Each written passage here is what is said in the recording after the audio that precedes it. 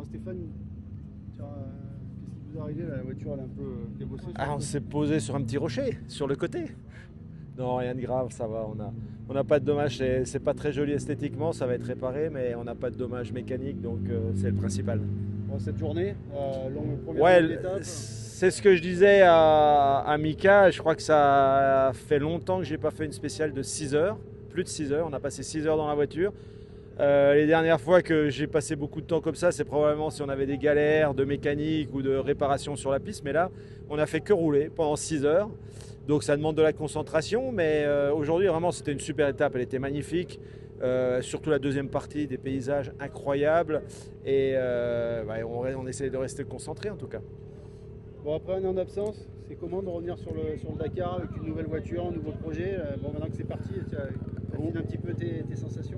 Oui, alors bon, tout d'abord, si je suis revenu, c'est justement parce qu'il y avait un très beau projet en route chez Defender et qui est vraiment assez intéressant d'amener une voiture d'origine au bout de la compétition. Et en fait, le challenge pour moi, c'est essayer de les aider à faire ça. Donc c'est une bonne motivation, mais aussi ça me fait plaisir d'être de nouveau de retour parce que bon, il y a une ambiance particulière. Moi, je connais tous les pilotes auto, les tops, les motos aussi. Donc c'est un peu comme une grande famille. Et forcément, moi, ça me fait super plaisir d'être là aussi pour pour ma satisfaction, mon plaisir personnel. Au-delà d'essayer d'amener quelque chose à Defender, c'est aussi un grand plaisir d'être là. Bon, les premières spéciales ont été un peu compliquées en termes de fiabilité. Là, ça va mieux? Alors, on a eu le premier jour un problème de direction assistée. Et puis depuis, on a eu juste des crevaisons, mais rien de plus. Donc, et voilà, donc bon, je pense qu'on va encore avoir probablement d'autres soucis. Mais, mais c'est normal, une première année, quand une usine ou une marque arrive pour la première fois sur une compétition comme le Dakar, c'est rare que ça se passe très bien de la première année. Donc là, on essaye de régler tous les problèmes les uns après les autres. Pour l'instant, on passe à travers les gros soucis, mais ça peut nous arriver.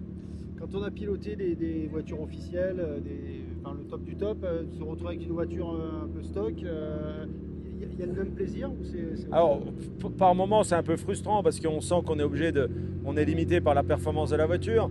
D'un autre côté, il n'y a pas la même pression. C'est ça qui me gênait, moi, depuis toujours, d'être le leader de la course, de voir gagner la course. J'en avais un peu marre de ressentir une pression forte, pas forcément du constructeur, mais que je me mettais par moi-même. J'avais envie de bien faire. Je savais qu'il fallait prendre des risques.